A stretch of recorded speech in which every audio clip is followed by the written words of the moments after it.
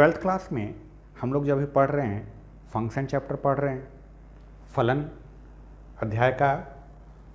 अध्याय को हम लोग अभी पढ़ रहे हैं।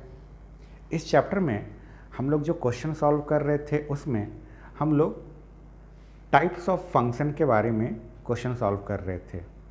फलन के प्रकार के संबंध में हम प्रश्नों को हल कर रहे थे। टाइप्स ऑफ फंक्शन में बेसिकली हम किसी भी फंक्शन के बारे में बस इतना बता पाते हैं कि ये फंक्शन 1 है कि नहीं है। हम फिर ये चेक करके बता सकते हैं कि ये फंक्शन अपने आप में ऑन टू फंक्शन है कि नहीं है। बस यही दो चीज़ें हमें चेक करनी रहती है, ये फलन एकैकी है कि नहीं है और ये फलन आच्छादक है कि नहीं है। बस इन्हीं दो चीज़ों को हम चेक कर पाते हैं और इसी के आधार पर हम ये भी बता सकते हैं कि अगर ये एकैकी नहीं है, 1 फंक्शन नहीं है, तब ये मैनी वन होगा, और अगर ऑन टू फंक्शन नहीं है, आच्छादक फलन नहीं है, तब ये इनटू फंक्शन होगा, यानी अंतरक्षेपी होगा या आच्छादित फलन होगा। इसी संदर्भ में आप कुछ चीज़ों का विशेष तौर पे ध्यान रखिएगा। क्या होता है, जब कभी भी हम किसी फंक्शन को लिखते हैं तो फंक्शन को लिखते समय हम लोग इस तरह से लिखते हैं कि function is defined from set A to set B. कोई भी अपना एक फलन है, ये फलन समुच्चय ए से समुच्चय बी में परिभाषित है। अब अंडे के रूप में अगर इसको समझें तो ये जो सेट ए है ये हमारा पहले आता है और ये जो सेट बी है ये हमारा बाद में आता है। नॉर्मली मैथमेटिक्स में हम लोग क्या होता है,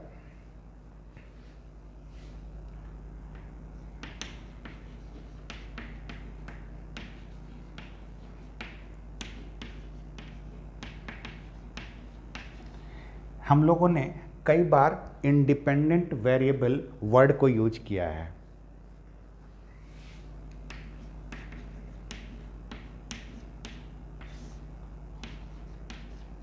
हिंदी में इंडिपेंडेंट वेरिएबल को स्वतंत्र चर कहते हैं, और साथ में अगर हम इंडिपेंडेंट वेरिएबल की बात करते हैं तो साथ में एक हमारा डिपेंडेंट वेरिएबल भी आता है। इंडिपेंडेंट वेरिएबल होता है तो उसके साथ में डिपेंडेंट वेरिएबल भी आता है। इसको हिंदी में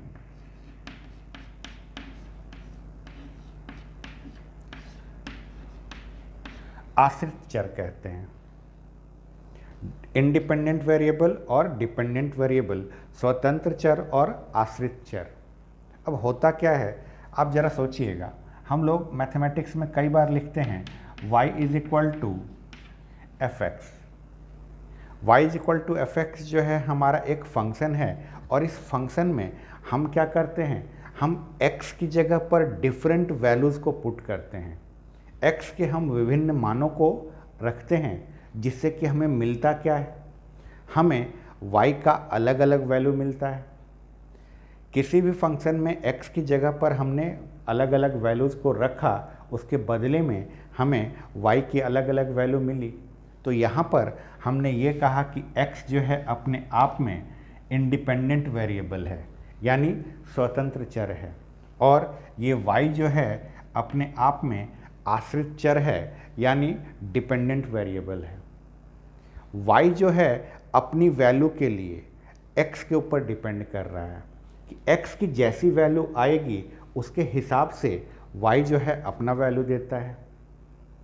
अब बेसिक सा ये नॉलेज अगर आपको पहले से है, आप इस चीज़ को हमेशा ध्यान रखिएगा कि जब भी हम फंक्शन को y और x के रूप में रिप्रेजेंट करते हैं, y और x के रूप में जब भी हम फंक्शन को रिप्रेजेंट करते हैं तो वहाँ पर x जो है हमारे लिए इंडिपेंडेंट वेरिएबल रहता है और y जो है हमारे लिए डिपेंडेंट वेरिएबल रहता है। और सबसे मज़ेदार बात, फंक्शन में आप इस बात को हमेशा ध्यान में रखिए कि जो फर्स्ट में आपका सेट बन रहा है आपको x यहाँ से मिलेगा, और बाद में जो सेट बन रहा है यहाँ से आपको y मिलता है। और तभी हम लोग फंक्शन में बोलते हैं कि किसी भी फंक्शन में हम इधर के एलिमेंट को इधर के एलिमेंट के साथ कनेक्ट कर रहे हैं, जोड़ रहे हैं। कभी भी उधर के एलिमेंट को इधर के एलिमेंट से नहीं जोड़ा जाता। हमेशा जोड़ते समय हम लेफ़्ट से राइट की तरफ जाते हैं, यानी डोमेन से को डोमेन की तरफ हम जाते हैं एलिमेंट को जोड़ते समय। तो वहाँ पर x को हम y से रिलेट कर रहे हैं। जिस तरह का हम x लेकर आएंगे उसके हिसाब से हमें y मिलता है। इस बात का ध्यान आप हमेशा रखिएगा कि जब कभी भी हम फंक्शन को पढ़ रहे हैं तो फंक्शन में ये जो फर्स्ट में सेट होगा, यहाँ से हमें डोमेन मिलता है, यानी x वाला हिस्सा जो है इस a वाले के हिस्से में रहता है, यहाँ से हमें x मिलेगा। और b वाले से हमको को डोमेन मिलता है, यानी b वाले से हमें y प्राप्त होता है। डोमेन, को डोमेन, हाँ, b वाले सेट में यानी को डोमेन में वैसे एलिमेंट जो a वाले के एलिमेंट से कनेक्टेड हैं वो हमारा रेंज बनती है। इन सब बातों पर हम लोगों ने पहले भी चर्चा की है। बस आपको ध्यान इस बात का रखना है कि x जब भी आपको मिलेगा फर्स्ट वाले सेट से मिलेगा और y जब भी आपको मिलेगा सेकंड वाले सेट से मिलेगा। अब मान लीजिए अगर कहीं पर कोई फंक्शन के बारे में आपको ऐसा बताया गया कि f एक फंक्शन है और ये फंक्शन जो है n से z में डिफाइंड है। n से z में डिफाइन होने का मतलब नेचुरल नंबर से ये इंटीजर की तरफ जा रहा है, यानी इसका जो डोमेन है वो हमारा नेचुरल नंबर है और जो इसका को डोमेन है वो हमारा इंटीजर है। यानी x की जो भी वैल्यू आपको मिलेगी वो नेचुरल नंबर के रूप में मिलेगी और y की जो भी वैल्यू आपको मिलेगी वो इंटीजर के रूप में मिलने वाली है। आप हमेशा इस बात को ध्यान रखिएगा। इन्हीं सब चीज़ों को ध्यान में रखते हुए आज हम कुछ क्वेश्चंस को सॉल्व करने वाले हैं।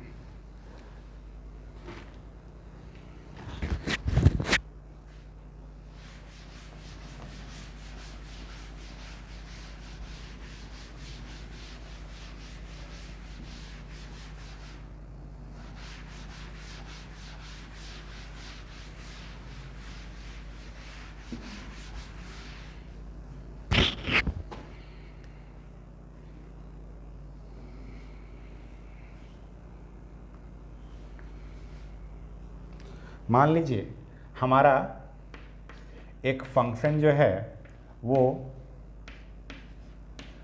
r से r में डिफाइंड है। हमारा एक फंक्शन जो है r से r में डिफाइंड है और यहाँ पर fx जो है वो हमें e की पावर x दे रखा है। हमारा फंक्शन जो है वो fx इज इक्वल टू ई की पावर x दे रखा है। अब इस फंक्शन के बारे में हमें चेक करना है कि ये फंक्शन अपने आप में एकैकी है कि नहीं है और आच्छादक है कि नहीं है, यानी ये फंक्शन अपने आप में 1 1 है कि नहीं है और ऑनटू है कि नहीं है। चलिए चेक करते हैं। सबसे पहले बात हम करते हैं 1 1 के लिए, यानी एकैकी के लिए। कैसे हम करते थे 1 1 में? 1 1 फंक्शन को हम प्रूव करने के लिए एक ही काम करते थे कि सबसे पहले हम लेट करते थे x1 और x2 और इसको हम बिलोंग करवाते थे अपने डोमेन से। जो भी आपका डोमेन है आप ये x1 और x2 जो है वहीं से लेने वाले हैं। आप इस बात को हमेशा याद रखिएगा, डोमेन से आपको हमेशा x मिलेगा। जो हमारा को डोमेन होगा इस को डोमेन से हमेशा आपको y मिलता है। अब हमने x1 और x2 जो है इस डोमेन से ले लिया और इसको लेने के बाद हम क्या करेंगे, f x1 को f x2 के बराबर पहले से मान के चलते हैं। f x1 क्या होगा? अगर हमारा fx जो है e की पावर x है तो f x1 का मतलब इस x की जगह पर हमने x1 रखा तो ये बन जाएगा e की पावर x1, और इधर में f x2 का मतलब e की पावर x2। अब जरा सोचिए, e की पावर x1 जो है वो e की पावर x2 के बराबर है। आपको ये चीज़ पता रहनी चाहिए कि e जो है अपने आप में एक कांस्टेंट होता है, e जो है अपने आप में एक अचर होता है, इसकी वैल्यू जो है फिक्स रहती है, वो चेंज नहीं होती। अब ज़रा सोच के देखिए, मान लीजिए अगर आपको 2 की power x is equal to 2 की पावर y बोला गया, किसी ने आपको कहा कि भाई 2 की पावर x जो है वो 2 की पावर y के इक्वल है, तो दुनिया में ये तभी संभव हो सकता है जब ये x और y जो है आपस में इक्वल हो। x और y जब तक आपस में इक्वल नहीं होगा तब तक 2 की पावर x जो है 2 की पावर y के बराबर नहीं हो सकता।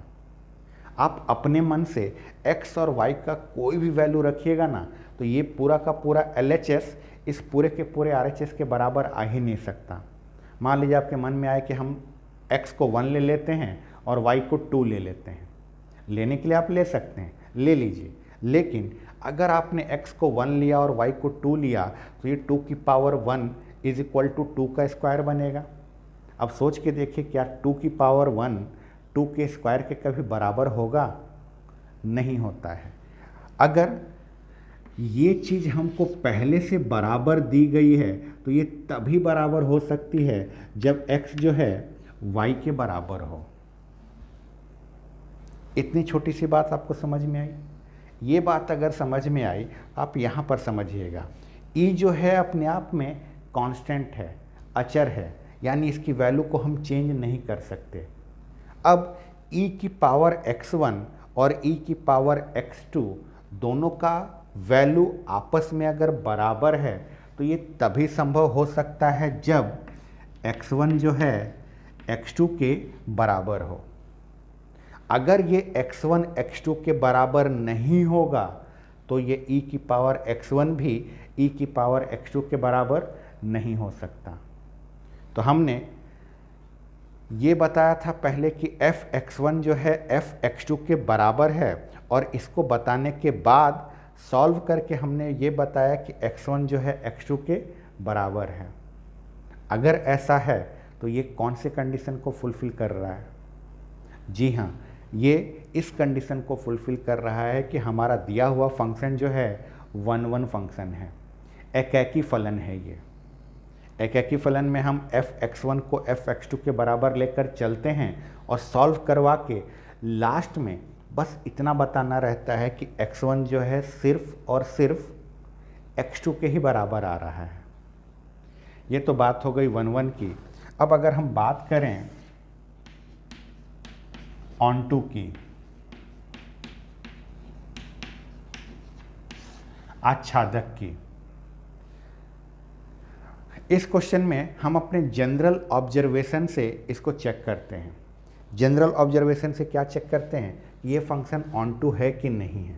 अब ज़रा सोचिए, कोई भी फंक्शन जो है ऑन-टू कब होता है? मान लीजिए अगर आपका फंक्शन जो है a से b की तरफ डिफाइंड है और ये कोई रिलेशन f(x) से जुड़ा हुआ है। अगर ये फंक्शन आपस में जुड़ा हुआ है तो इसमें कोडोमेन कहाँ है? ये पूरा का पूरा हिस्सा कोडोमेन है, सहप्रांत है ये। और इसमें रेंज कहाँ रहता है? परिसर कहाँ होता है? रेंज भी आपका इसी वाले एलिमेंट में से रहता है। जिस दिन रेंज कोडोमेन के बराबर हो जाए, रेंज कोडोमेन के बराबर हो जाए, उस दिन हम कहते हैं कि हमारा फंक्शन जो है वो ऑन-टू फंक्शन है। जिस फलन का परिसर सहप्रांत के बराबर हो जाए, याद रखिएगा, जिस फलन का परिसर या परास उसके सहप्रांत के बराबर हो जाए उसे हम आच्छादक फलन कहते हैं। लेकिन वहीं दूसरी तरफ अगर इस वाले सेट में एक एलिमेंट भी छूट गया जो कि इधर किसी के साथ नहीं जुड़ा हुआ है, तब हम उसको ऑन टू नहीं कहेंगे, वो इनटू फंक्शन हो जाएगा। अब आइए एक जनरल ऑब्जर्वेशन देखते हैं। हमारा जो फंक्शन था, ये फंक्शन r से r में डिफाइंड है। ये वाला r जो है इसका डोमेन बन रहा है और ये वाला r जो है इसका कोडोमेन बन रहा है। ठीक, अब हमें चेक करना है ऑन टू के लिए। तो ऑन टू के लिए चेक करते समय बस हम इतना ही चेक करेंगे कि क्या इस कोडोमेन में कोई ऐसा एलिमेंट भी है जो खाली छूट जाए। अगर एक एलिमेंट, एक एग्जाम्पल भी हमने ऐसा ढूंढ लिया जो इस कोडोमेन में खाली छूट रहा है, तो हम कह देंगे कि ये ऑन टू नहीं है।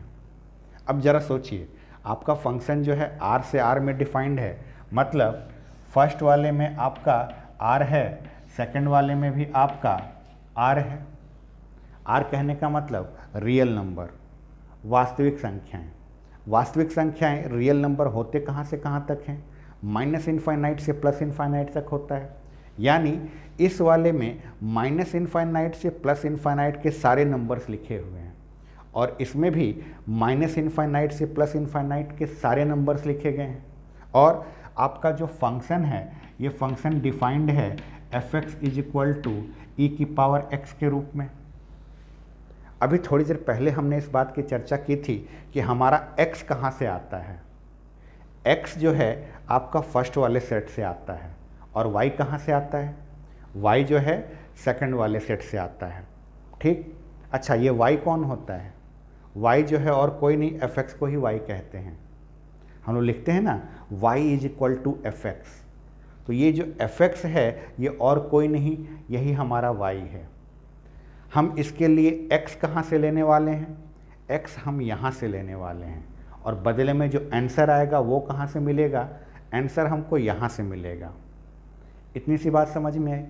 अब इसके बाद ज़रा सोच के देखिए, माइनस इनफाइनाइट से प्लस इनफाइनाइट के बीच में जितने भी नंबर्स हैं या जो भी हैं, उन सबको आप x की जगह रख के सोचिए। जो वैल्यू आपको मिलेगी वो हमेशा पॉजिटिव वैल्यू मिलेगी। क्या बात बोल रहा हूँ मैंने ये कहा कि यहाँ से माइनस इनफाइनाइट से प्लस इनफाइनाइट के बीच में आप कोई भी नंबर उठाकर इस x की जगह रख के देखिए, उसकी वैल्यू के बारे में सोचिए, वो प्लस में आएगा या माइनस में आएगा? हमेशा पॉजिटिव क्वांटिटी आएगा। क्यों पॉजिटिव क्वांटिटी आएगा? e जो है अपने आप में एक कांस्टेंट है और e की पावर में अगर x है तो इस x की जगह पर आप कुछ भी रखिए, चाहे प्लस में रखिए या माइनस में रखिए या जीरो भी रख के देख सकते हैं, आंसर हमेशा पॉजिटिव आएगा। कैसे पॉजिटिव आएगा? अगर आपका मन करे नहीं साहब हम x की जगह पर -2 रखते हैं, रखिए। अगर आपने x की जगह -2 रखा तो ये कुछ इस तरह से दिखेगा और जैसे ही ये इस तरह से दिखेगा आप इसको ऐसे भी तो लिख सकते हैं। e की पावर -2 को लिखा जा सकता है 1/e का स्क्वायर और e जो है अपने आप में कांस्टेंट है। e की वैल्यू जो है 2.732 ऐसे करके होती है। e की वैल्यू 2.732 ऐसे करके होती है, अपने आप में एक कांस्टेंट है। अब सोचिए ये जो वैल्यू है ये तो अपने आप में पॉजिटिव वैल्यू है, तो e की जगह पर अगर मैं 2.732 रख कर उसका स्क्वायर करूं तो स्क्वायर करने से तो प्लस में ही आएगा और 1 जो है अपने आप में प्लस में है और ये वाला हिस्सा भी प्लस में ही आ रहा है। सॉल्व करके अंततः जो भी फाइनल आंसर आने वाला हो, चाहे कितना भी बड़ा हो या कितना भी छोटा हो, रहेगा तो पॉजिटिव, आंसर तो प्लस में ही आएगा। अब आंसर अगर प्लस में आ रहा है तो यहाँ से मैं कोई भी वैल्यू लेकर अगर x की जगह रखूँ तो मेरे सारे आंसर प्लस में आ रहे हैं। जबकि अगर मैं सेकंड वाले सेट को देखूं तो सेकंड वाला सेट जो है वो तो r है, मतलब ये माइनस इनफाइनाइट से प्लस इनफाइनाइट तक तो ये भी होगा। यानी इसमें माइनस वाले नंबर भी तो आ रहे होंगे। इसमें -1 होगा, -2 होगा, -3, -4 ऐसे करके बहुत सारे नेगेटिव नंबर्स होंगे। ये सारे के सारे नेगेटिव नंबर्स यहाँ पर खाली पड़े हैं, वो तो किसी के साथ नहीं जुड़ पाएंगे। समझे? अगर ये नेगेटिव नंबर किसी के साथ नहीं जुड़ पाएंगे तो हम ये कहेंगे कि हमारा ये फंक्शन जो है ये ऑनटू फंक्शन नहीं है, ये आच्छादक फलन नहीं है। कारण -1, -2, -3, -4 ऐसे ना जाने कितने ही नंबर्स यहाँ पर ऐसे हैं जो फर्स्ट वाले सेट के किसी भी एलिमेंट के साथ कनेक्ट नहीं होंगे, ये खाली छूट जाएंगे। और खाली छूट जाने के कारण ये अपने आप में आच्छादक ऑनटू फंक्शन नहीं कहलाएगा। तो ये है हमारा आज का क्वेश्चन, जिसमें हमने एक छोटा सा फंक्शन लिया f(x = e⁻x) और इसमें फंक्शन जो डिफाइंड था वो r से r में था और इसमें हमने 1 1 और ऑनटू चेक किया।